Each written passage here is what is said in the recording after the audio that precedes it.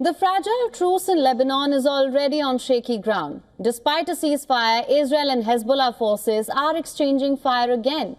On Monday, Israeli strikes killed at least 9 people in southern Lebanon.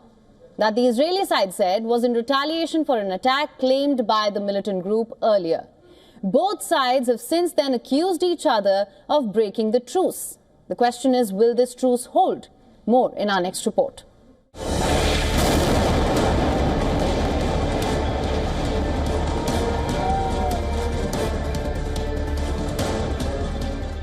After nearly 14 months of fighting, last week Israel and Lebanon agreed on a ceasefire deal.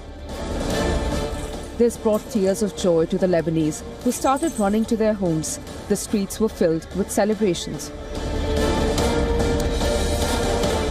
Cars gathered at a roundabout in Beirut suburbs near buildings damaged in Israeli strikes on the area, with some carrying personal belongings as people returned to their neighborhoods. My brother's house was destroyed. My son's house was destroyed.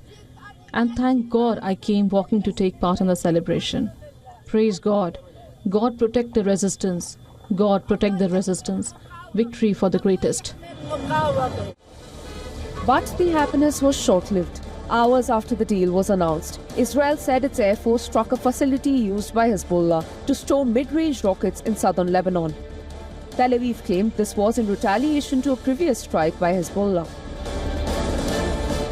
Following the attack, Israeli Prime Minister Benjamin Netanyahu said he had directed the army to prepare for war if the ceasefire is violated.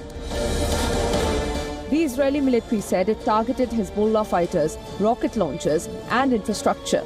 Both sides accused each other of violating the truce brokered by the US and France.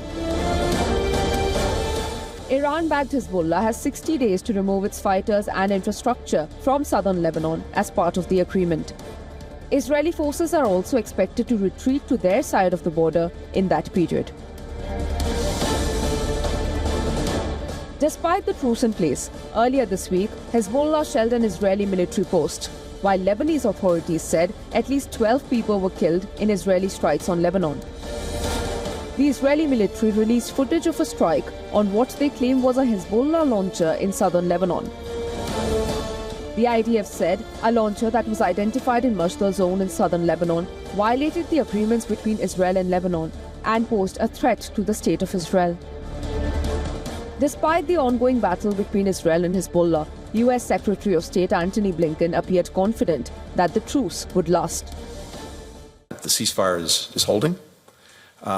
And we're using the mechanism that was established when any concerns have arisen about any alleged or purported violations.